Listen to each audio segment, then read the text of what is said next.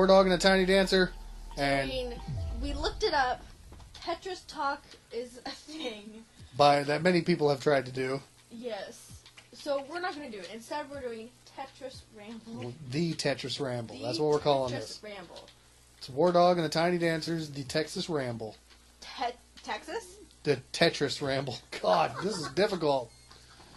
Okay, so yeah, but still going to be just your main idea of a podcast of us talking about nonsense. And we're talking about 3 different games today. Yeah, this episode is going to be about upcoming games that are getting released on the Xbox One. The first one I want to talk about is a little zombie survival strategy game called Dead Ahead Zombie Warfare. Also, kind of how I'm picturing it, a knockoff version of Plants vs. Zombies. It has a certain kind of Plants vs. Zombie feel because how it's set up is you have your bus that you have to defend, and you have to pick certain amount of cards that represent the different soldiers or people that you can send out there to fight off the zombie horde to defend your bus. And while defending your bus, you also have to get your troops far enough along to where they can knock out the barricade so your bus can move to the next map. It's a very straightforward kind of game. The reason why I think of it as kind of like Plants vs. Zombies? Plants vs. Zombies knockoff is because you have the health bar where you have all the people where you can level up and get money from killing zombies. Right. That's why I think that it's kind of... The basic card buying system, yeah. Yeah, like Plants vs. Zombies, just straight up. That's how I'm seeing it.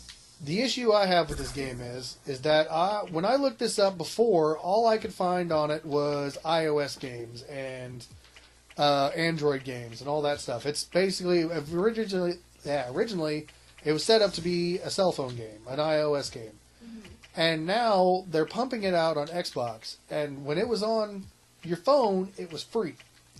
And now that they're pumping it out on Xbox, they consider this to be a $20 game. Yeah, like, why put it on your phone for free and then pump it out on Xbox and it's $20 flippin' dollars? I get, they have to put it on your phone for free because... not a lot of people buy games. Right. The only games people play on their phone are free games. No one spends a lot of money on games on your phone, and actually, they skip the games you have to pay for. All the games that are free are the ones that get the attention. I get that, but I don't see what they could add to the game on Xbox to make it $20.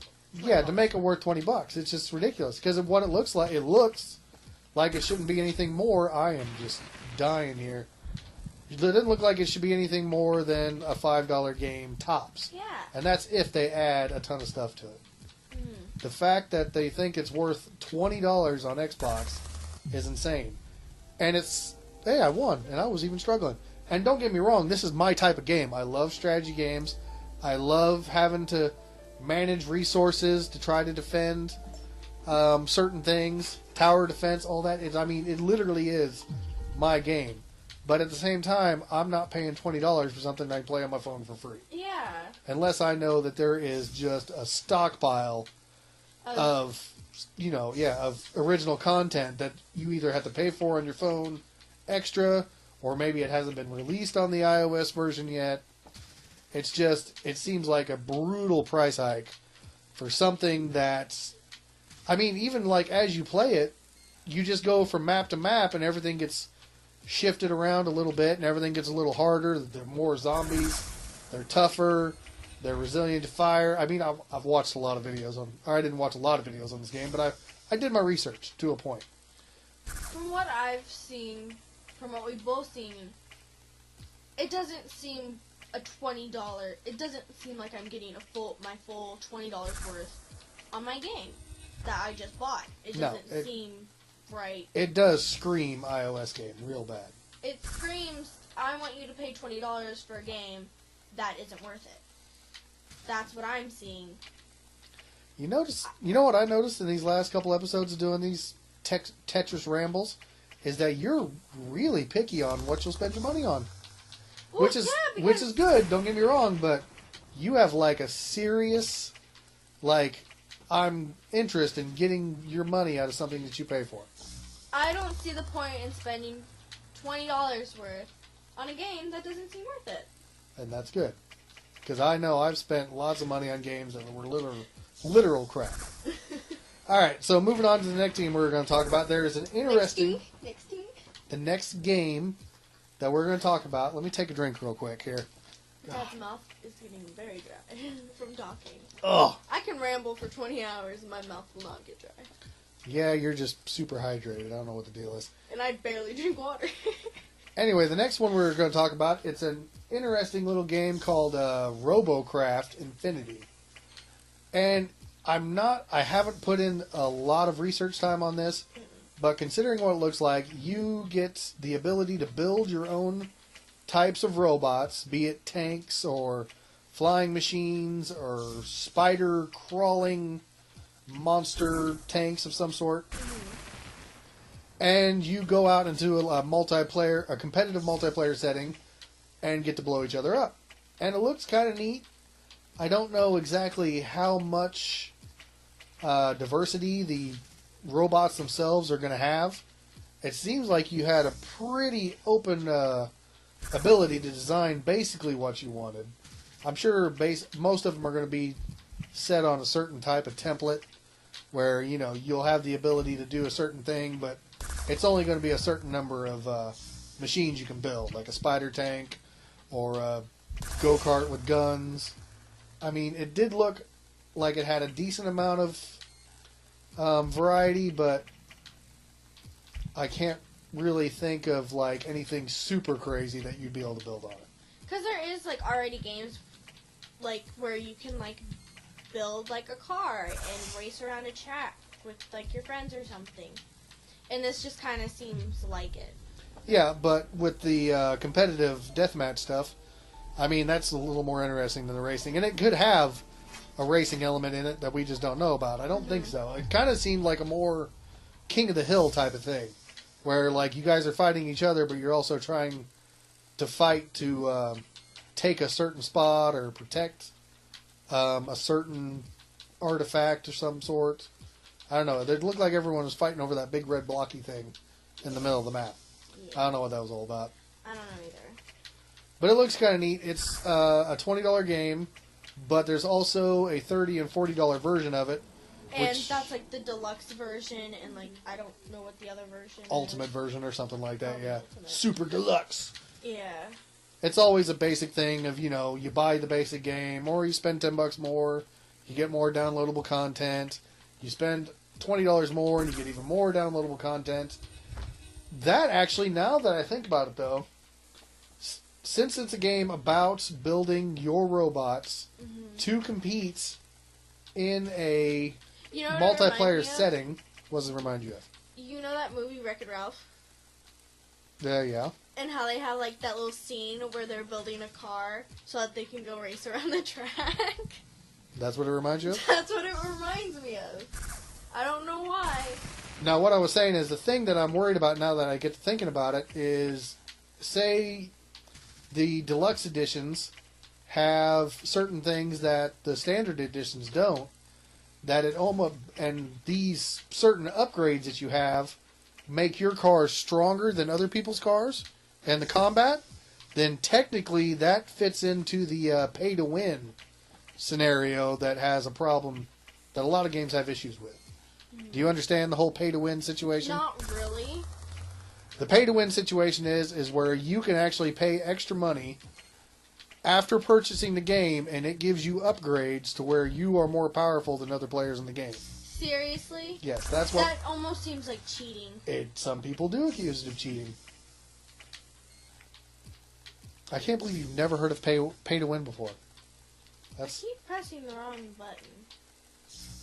But yeah, so now that I think about that, that is a strong issue. Like, is it a pay-to-win game? Does buying the deluxe editions of the game make it give you a certain advantage over other players, or is it basically just all cosmetic stuff? It could go either way. I haven't had a chance to really look into it. I mean, it kind of looks neat, but It looks looks neat. Like, I'll give it that. Like, it looks like a really cool game. But is it worth $20? Now, see, I understand why you would complain about $20 over a game that you can play on your cell phone for free. This game is a lot more than that. It is way more than something you can play on your phone. I understand that. So paying $20 for something that you're going to get 30 or 40 hours out of competitive play, I would say that's a decent buy. The question is the deluxe and the ultimate versions, are they worth it? Which, honestly, to pay $40 for a game that may be just like the $30 version, is it worth It'll be the same game. It's just you'll have extra stuff. You'll have maybe extra pieces. You always seem to get like an extra thing in your slot. What are you talking about? You always have like an extra holding thingy. What are you talking about? In your oh, that's your next. Never mind. Okay, so yeah, if you're interested in building a vehicle and getting into some competitive play, Then that's your game. then that's your game. You should check that out.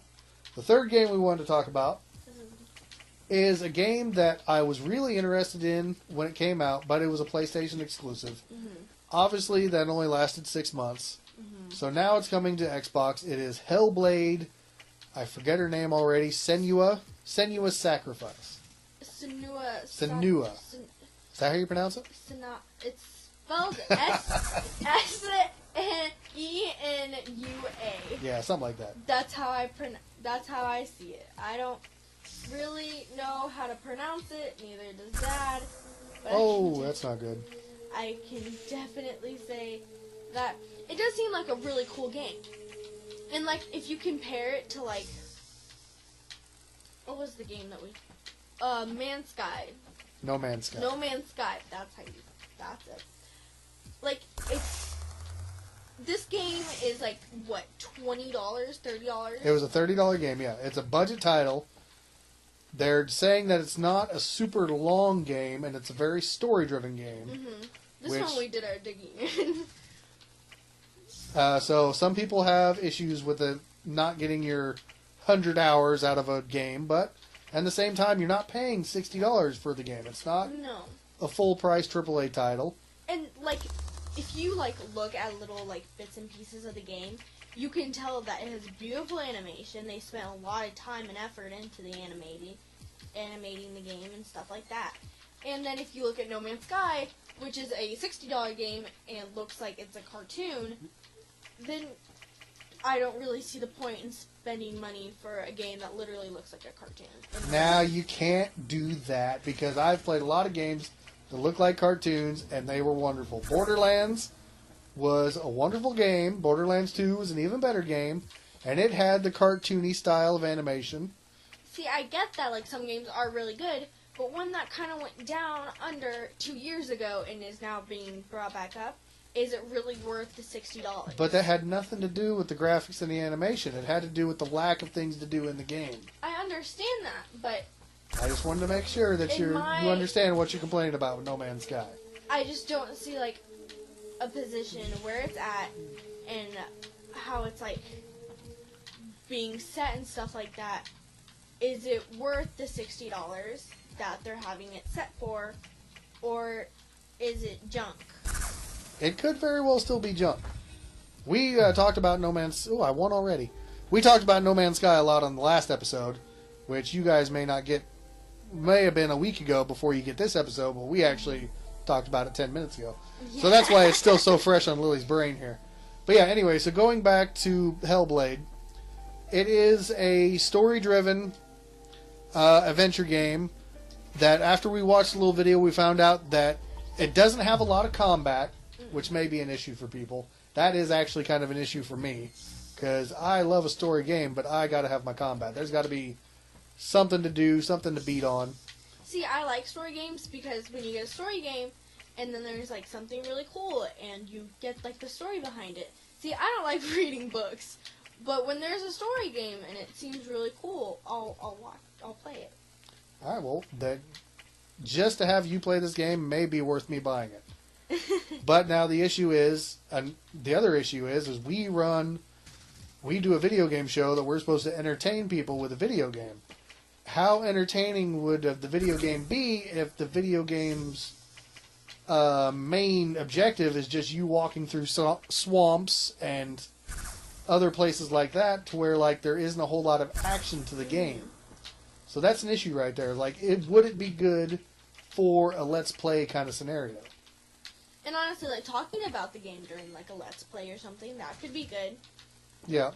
I'm going to have to dig into that game just a little bit more. Oh my god, I don't need either of these. Alright, that kind of helped. But I mean, it does look like an interesting game. It does look like it tells a great story. Everything I've heard about it, everyone seems to love the game. Mm-hmm. But the issue is it a good game for Let's Plays? And is it just an interesting game to actually sit through? Because, like I said, I like my combat. I like my action. I mean, I just started playing Far Cry 5 tonight, which you'll also be seeing on the channel. And if you're an adult, if you're not an adult, don't watch it. Yes, it is. It's a little rough. It's a little gory. But then again, Hellblade is a mature game too. It is rated M for mature, and I feel like it does say that it has like a lot of like gross stuff in it. And well, that's what the maturity warning's for. It's supposed to warn you beforehand what's in it. And I feel like one of the problems for me is that when we were watching a little gameplay of it, I noticed that this girl, they were saying that, like, basically she's in, like, this hellhole or something. But basically, the way that they're kind of describing it is like she's hearing voices. She's being tormented by voices in her head, plus she's got this whole curse on her. Supposedly, if you die too many times, there is a curse that takes you over slowly every time you die, to the point where if you die too many times, you may have to start over the whole game, which is an interesting concept, but they say it doesn't affect it too much because the game itself isn't that difficult. And, of course, if it doesn't have a whole lot of gameplay, then I'm not sure what would kill you, unless a puzzle goes a little crazy. Since it does have bosses and stuff like that, those can kill you. I'll tell you what, if you're actually interested in playing that game, I do have access to one of the Tomb Raider games. I can't remember what it is. And it plays a lot like what this Hellblade looks like, but it actually does have more action to it. So we could give the Tomb Raider game a try. That could be something we could do for the channel.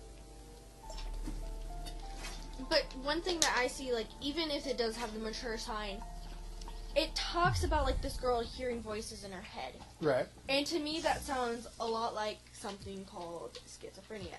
Yeah. And that is a sensitive topic, even for teens. It can be, but, as long as they portray it right in the video game, then it's not a big deal. If they portray it right in the video game, I don't care. But it just seems like a sensitive topic. Well, I don't and really that's think should be in a video game. That's why they rate it mature, because it's specifically made for people who are old enough to deal with that kind of thing. And I get that. It just seems something that shouldn't be in a video game. Along with that one video game where can't remember what it's called, but it's like this nanny thing where there's robots and nannies. Oh, the Become Human thing, yes. The Become Human. It's called Become Human, and I hate it because there are different stories to it, and it talks about how these robots are, like, starting to become and feeling like humans. Right. And one of my main problems with it, from what I saw in, like, the first thing that I watched that my dad had shown me, right, was it had an abusive father. Yep. That is something that, to me, shouldn't be in a game at all. And I get it, like, if this is, like, a mature game for mature kids. Or adults. Or adults. You forget that there's a large amount of video games that pretty much are just made for adults, because the adults have grown up, and video games have almost gotten to the point where they're more for adults now than they are for kids. There are still kid video games out there, but it seems like anymore they're few and far between. I just feel like even for adults, like, that is a terrible thing to put into a game. But as long as you are mature enough to deal with the situation, then I just feel it should be okay. Like, no hate towards the game. Like, it has beautiful animations and stuff, but it talks about stuff that shouldn't be, right? like this nanny guy thinking that he's actually like a human and stuff. Actually, the nanny was female. The I'm guy talking you're about- thinking of was the detective. No, I'm talking about a different one where this guy, robot, is on a roof. You're okay, With yeah. this You're little talking girl. about the detective one, but you're talking about the guy who's trying to talk down from the roof. Okay, I got you. Yeah. I'm with you now. And it's like this guy is holding this little girl hostage, and it's her nanny. And basically, what was it? He killed her whole family. He killed the father. What it was they were getting ready to replace him for a better model, but they have given these robots the ability to think and feel Like they're human. Yes, so he literally thought he was part of the family, And he wasn't. and yeah, he was conflicted with the fact that he was going to get tossed away like trash when he thought he was literally one of the family and not just an object that you toss away like a toaster. It's basically kind of like adoption. Adoption can be really hard for a kid, especially if you don't tell them or like if they haven't gone through this before and they're just being passed through homes. That's a weird way to compare it to, but I know, I'll but give it it's to like you. kids who have been with someone for a long time and then they're sent on to a different family and Right, then okay. they just don't feel loved anymore. I'll give you that one. It's a little weird way to put it, but It's I'll a give it weird to way to put it. It's But a yeah. weird you. He feels betrayed because he was a part of the family, and now he knows. that He caught the father shopping for new androids, and he realized he was going to get replaced, and it did. It hurt him emotionally, and that's a big question about the game. Is like, do you really want something that can be compared to stuff like adoption and kids? well, that's not what I was going to go with. Oh, But I was going to go with like, was it a mistake to make these robots this smart and with the ability to actually have emotions? yeah. Not just the ability to solve problems on their own Mm. and stuff like that, but have actual emotions and to where they could be dangerous. And this game does tackle a lot of serious points. I really think It's basically in my mind right now. Like this is like something in my mind that is kind of funny, but at the same time isn't. Like robots are taking over our world. oh well that's an old storyline. That's That's been like going on since the 80s with Terminator. I know, it's like, because right now we have computers, laptops, literally phones, tablets, anything that you can think of where basically you don't even need school anymore. You can look up everything on the internet. Like online schools too. Like, you can easily cheat on an online school. Yes, you could. Easily. But actually, in a way of that, like, you have the problem in front of you. Mm-hmm. You're using the internet to find the answer. Yeah. But technically, isn't that still basically research? Technically it is research, but like with online schools, like you can easily cheat. Like kids can easily cheat on an online school. Are you trying to tell me something? I take an online school. I don't cheat. I think she's just ratting herself out here. I don't cheat. I Kids promise. can easily cheat on online schools. I Because do they it all the can. time. I don't do it all the time. I barely. When I was in. I normal- barely do it. I promise. Just barely. When I was in normal school, I was too scared to cheat. I'm still too scared to cheat. Good. Like, this is me, like, coming out like, I'm a wuss. I'm too scared to cheat on anything. Because even during, like, online schools and stuff like that, a parent who's watching you can easily walk in a room and find you cheating. Like, I have looked stuff up on the internet that I couldn't find in the book. But see, I don't consider that cheating. I consider Neither that do I. using the tools in front of you. And For the research. tools in front of you are a phone. For me, are a phone, a tablet, and a It's laptop. all internet. That's all it is. It doesn't matter how you get on it. It's all internet. I'm gonna lose. Oh no, Yeah. I got the spot. Okay, I just lost. Like, there's no way for me to come back. Oh, I have no place to put this. Legit lost. But okay, so yeah, we've come a long way from what we were talking about. Yeah. But yeah, so there's the 3 big games coming up that we were kind of interested in. Mhm. The Dead Ahead looks neat, but it's not worth $20. No. The RoboCraft could be an interesting game. I think it would be better with friends, honestly. I don't know how big the I don't- online community would be for a small game like that. Yeah, I don't think that is. Those types of multiplayer. games kind of get... It's multiplayer. It is. Oh. Yeah, it's a competitive multiplayer game, but with a game like that small, like the community never really takes off. So people are playing at the beginning, they usually don't stick around. Mm-hmm. But with the building aspect, that could keep people around. Yeah, like, because it's kind of fun to build something. Like Minecraft, I find it fun to build and decorate homes and stuff like that. I have gotten very good at building stuff. Right. And to be able to build your own car and actually win a few matches, being like, I won with this, the thing that I built, that I created with my own imagination, actually kicks some butt. Yeah. I mean, that could keep people around. Yeah. And if there's a progression system in it too, that'll probably help. The way you can unlock extra things to slap on your car, stuff like that. And like I said earlier, people who like building, they will stick around for the building aspect, because that is really fun and really cool. And building's fun, and like... But the problem with that is that there's no one to fight with, and there's no reason to build a car. Yeah, there's no reason to build Gotta a car. be the community behind it. Yeah, there's, like, with every game, there's some kind of aspect to keep it going. Minecraft, there's no aspect to keep it going. You just play it. But for some reason, that game will never die. It's because it's like a fun game for like kids, because then they get to build, they get to learn about redstone and stuff like that, and I guess engineering or something. And yeah, it's the whole building architecture thing. And there's a lot of things that kids do learn from Minecraft. And then there's the ones that just drop TNT everywhere and blow stuff up. Also, a lot of kids in my family. Yeah.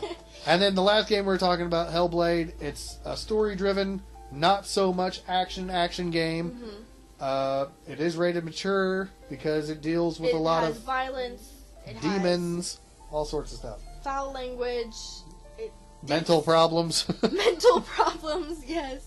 And it also said that it has some nudity in it, which I'm not okay with. But it is rated M for mature, so... Yeah, it's rated M, so it's not for kids. Not for kids, but like older teens, like 16. I think mature means 17 and over. 17 and over. So there you go. Just kids who are more mature, I guess. Or adults. Or adults.